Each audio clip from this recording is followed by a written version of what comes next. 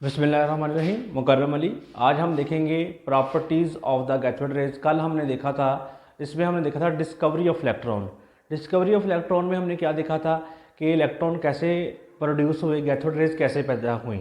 उसमें हमने ये देखा था कि जब हमारे पास वोल्टेज जो है 5000 से, जब हम वोल्टेज को 5000 से 10000 तक ले गए थे और उसके बाद ये वोल्ट इतना ले गए थे, और उसके बाद हमने जो इसका प्रेशर था वैक्यूम के ज़रिए 0.01 टार कर लिया था।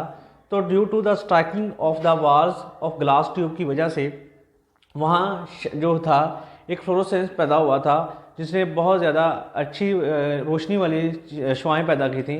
वो जो रोशनी वाली शुआएँ थी उनको कह दिया गया था these rays are called the cathode rays, यानी the rays are called the cathode rays are electrons. आज हम उसके फर्दर देखेंगे properties of the cathode rays. आज हमने देखनी है properties of the cathode rays. इसकी हम आज प्रॉपर्टीज़ जो हैं वो डिस्कस करने लगे हैं, तो नोट कर लें, तैयारी पकड़ लें, शाबाश। तो हमारे पास साथ साथ को हमने जो है वो नोट करते जाना है। इन 1869, यानी जब हमारे पास फर्दर जब ये डिस्कवरी ऑफ इलेक्ट्रॉन हो गई, तो उसके बाद साइंटिस्टों ने इसके ऊपर मज़ीद जो है सर्च करना शुरू कर दी कि क्या वाकई हैं।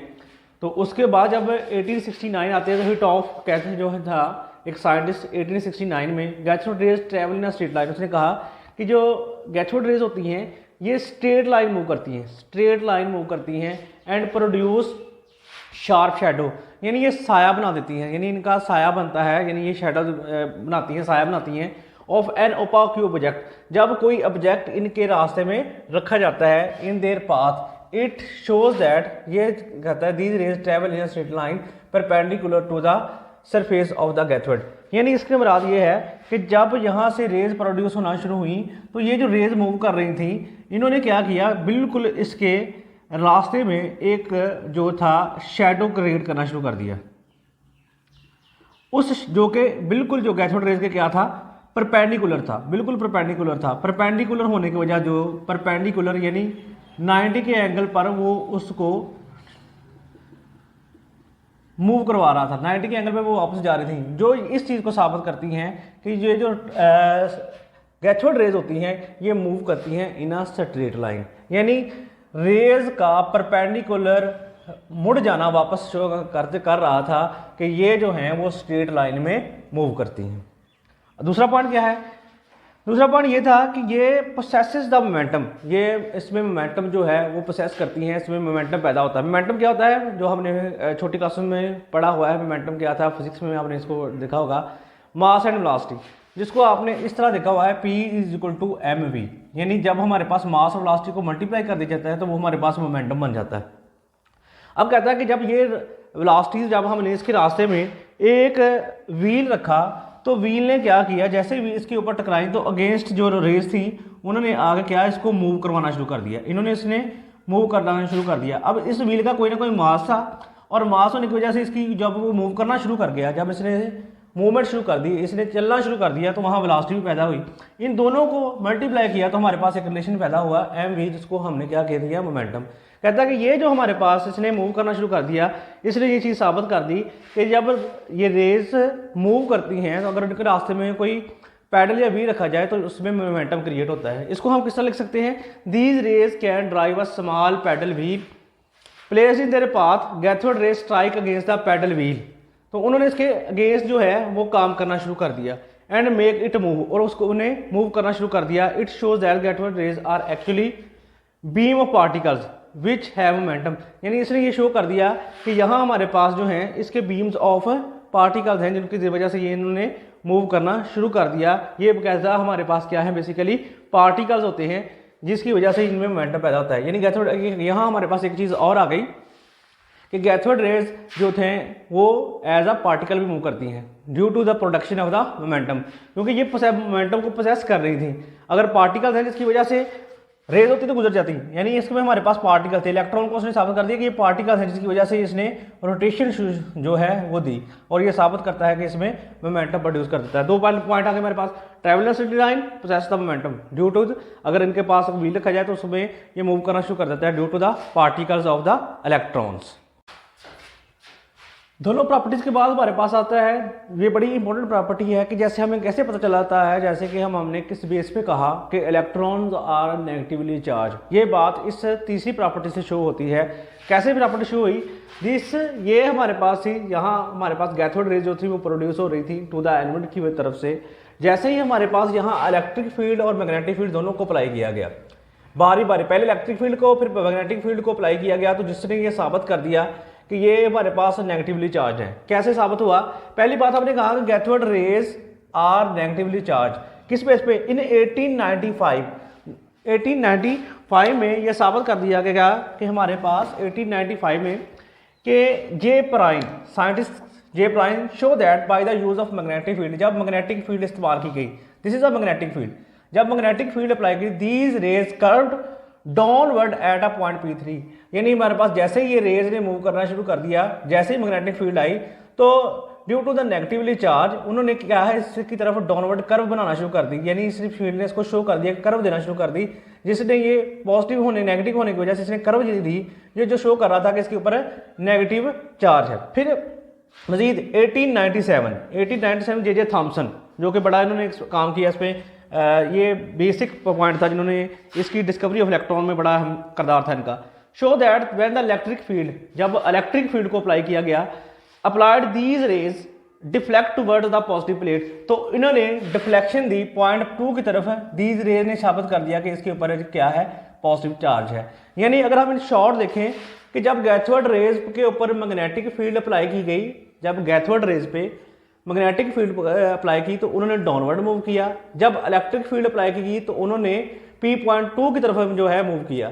ये दोनों पॉइंट्स इस बात की दलील थे कि ये हमारे पास इलेक्ट्रॉन जो है वो नेगेटिवली चार्ज होती हैं। इसको इस तरह लिखेंगे, cathode rays are negatively charge, ये उनके वर्क थे 1890 J prime show that by the use of magnetic field these are curved downward at the point P3, it show that it is negatively charge. In 1897 J.J. Thomson showed that when electric field applied, these rays deflect towards the positive charge, ये इन्होंने positive charge की तरफ move किया, जो कि इस बात की दलील थी कि इनके ऊपर जो है वो नेगेटिव चार्ज है। These show these cathode rays are the negatively charged। अब हम इसके बाद देखते हैं प्रॉपर्टी नंबर 4। तो इसके बाद हमारे पास आती है production, property number 4, produce the fluorescence. हम ये नहीं कहते, हमारा कहता है कि जिसमें हमने डिस्कवरी ऑफ इलेक्ट्रॉन में देखा था, ये वही प्रॉपर्टीज को रिपीट किया गया है कि, लेकिन इसमें हम देखेंगे कि ये किस तरह की जो है फ्लोरेसेंस दे सकती है। जैसा कि हम देखें, produce the fluorescence, they produce greenish, यानी ये ग्रीनिश फ्लोरेसेंस देती है on striking the wall of the glass tube, यानी जैसे ही हमारे पास ये ग्लास ट्यूब के ऊपर जब ये रेज आके टकराती थी, ये गैस जब ये रेज आके टकराती थी, तो ये हमारे पास कौन सा रंग देती थी, कलर देती थी, ग्रीनिश फ्लोरोसेंस देती थी। They also produce the fluorescence in rare earth, ये हमारे पास रेयर अर्थ चीज़ें जो हैं और मिनरल हैं उनके ऊपर भी ये रेज प्रोड्यूस करवाई जा सकती हैं, रेयर अर्थ और मिनरल्स के ऊपर जो है प्रोवाइड कर सकती हैं। अहम पॉइंट एमसीक्यू पूछा जाता है, एल्यूमिनियम पे ये कौन सा ग्लो देती है, रेड ग्लो देती हैं। ये रेज कौन, जब इन रेज को एल्यूमिनियम के ऊपर जो है स्ट्राइक किया जाता है तो कौन सा ग्लो देती है, ये रेड ग्लो देती है हमारे पास। और जिस तरह हमारे पास टीन जो है, टीन का स्टोन जो है उसके ऊपर इसको स्ट्राइक करवाया जाए तो हमारे पास ये येलो जो है हमारे पास ग्लो देती है, येलो ग्लो देती हैं। इसके बाद हमारे पास आ जाता है produce of X rays product, ये हमारे पास बड़ा अहम पॉइंट है कि जो कैथोड रेज जो एक्स रेज हमने कहा ना एक्स रे करवा लाएं, ये वो प्रोडक्शन है ये जो कि इसी बेस के ऊपर काम कर रही है, X rays. Cathode rays can produce X rays, यानी कहता है कि कैथोड रेज ऐसी हैं जो कि हमारे पास एक्स रेज जो है प्रोड्यूस कर सकती हैं। कब ये प्रोड्यूस करती हैं, when strike on anode particularly with the high atomic mass, यानी जिसमें हमारे पास हाई एटॉमिक मास वाले में जो है सब्सटेंसेस, जैसे हाई एटॉमिक जितने भी आपके यूरेनियम लगा लें या प्लाटिनियम लगा लें, यानी जिनके मास ज़्यादा होते हैं, तमाम वो हैवी मेटल्स जिनके ऊपर रेडिएशंस हो देती हैं, यानी जो वो तमाम मेटल्स जो रेडिएशंस देती हैं, जिनकी रेडिएशन ज़्यादा होती हैं, उनके ऊपर जब इन कैथोड रेज को स्ट्राइक करवाया जाता है तो ये एक्स रेज को प्रोड्यूस करती हैं, यानी जो ज़्यादा रेडिएशन वाली यानी ज़्यादा एटॉमिक मास वाली रेज होती हैं उनके ऊपर ये एक्स रेज को प्रोड्यूस करती हैं। इसके बाद हमारे पास आता है प्रोसेस एनर्जी, यानी ये हमारे पास एनर्जी को भी प्रोसेस करती हैं, energetic rays. When the cathode rays strike on object it becomes a heat up showing that cathode rays are energetic rays. When the cathode rays from the concave fall on the platinum foil, it begins to glow, यानी कि हमारे पास एक आपने mirror पढ़ा हुआ था 9th-10th class में, concave और कन्वेक्स। यानी कनकेव जो था वो जो अंदर को इस तरह होता था, अगर कहता कि उसके ऊपर जब ये हमारे पास रेज को स्ट्राइक करवाया गया तो क्या हुआ, कैथोड रेज आर एनर्जेटिक, यानी उन्होंने एनर्जी पैदा कर दी, वहाँ हीट पैदा करना शुरू कर दी। जैसे कि है आप इसको जैसे माइक्रोवेव ओवन जो है वहाँ पे क्या हो रहा है, वहाँ पे भी ये जो प्रोडक्शन हो रही है।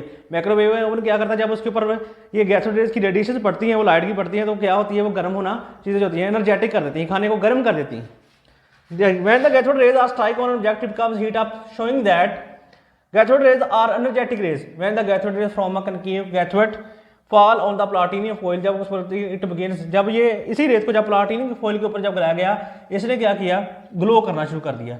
ये हमारे पास ये भी चीज़ आ गई कि छठी प्रॉपर्टी थी। इसके बाद हमारे पास आयोनाइज गैस। आयोनाइज गैस को पढ़ने से पहले हम देखते हैं कि आयोनाइज क्या होता है।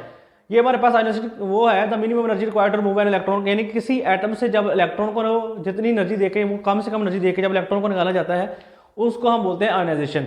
यानी ये जो कैथोड रेज हैं ये एज अ आयोनाइज करने का काम भी करती हैं, यानी किसी को इलेक्ट्रॉन मूव करने से उसको बाद पॉजिटिव आयन में कन्वर्ट करने में भी मदद देती हैं, कटायन में कन्वर्ट करने में मदद देती हैं। These can ionise gases by removing electron from them, thus the positive ions are produce, यानी जब ये किसी आयन के ऊपर पड़ती हैं, जब किसी भी एटम के ऊपर पड़ती हैं, तो वहाँ से ये इलेक्ट्रॉन को रिमूव करने में मदद देती हैं। तो ये किसी जब ये रिमूव करके देती हैं, इसी फिनोमेनन को हम कहते हैं आयनाइजेशन।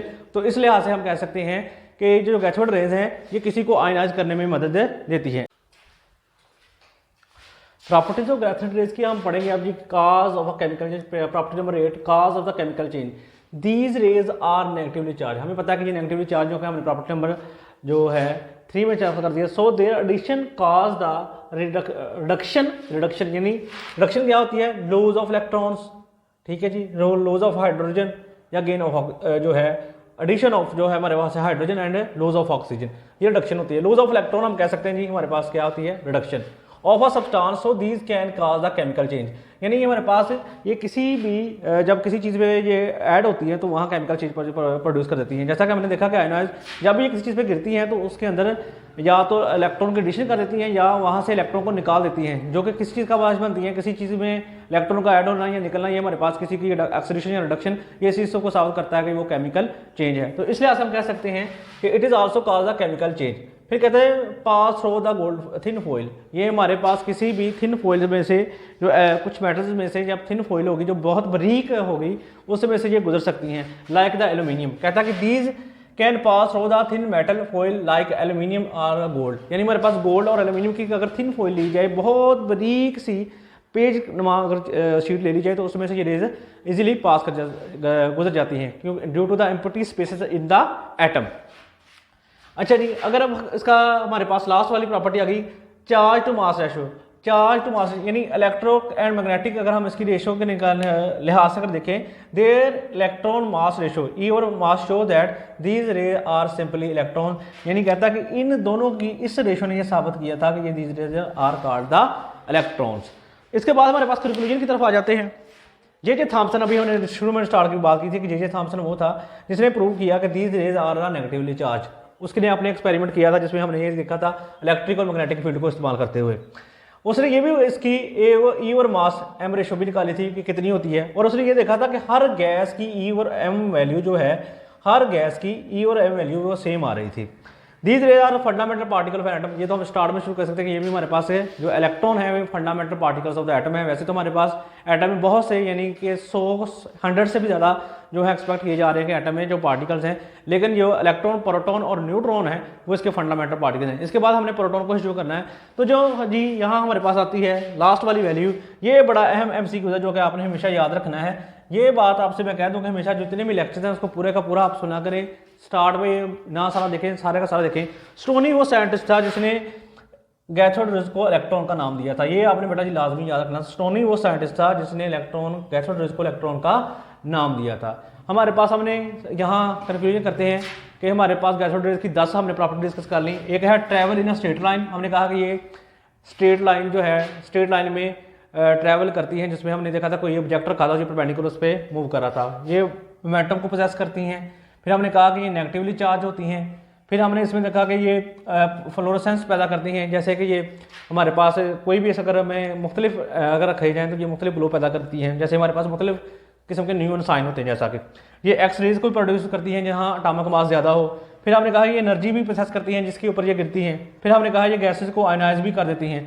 और बाकी हमने ये हमारे पास 7-8वां पढ़ा था, cause of chemical change, pass of the thin, ये फोर्स से भी गुजर सकती हैं। इसकी हम ईवर मैथ से भी फाइंड कर सकते हैं। स्टोनी वो साइंटिस्ट था जिसने इसको नाम दिया था इलेक्ट्रॉन का। ये हम वाइंड अप करते हैं, तो नेक्स्ट हम इंशाल्लाह डिस्कवरी ऑफ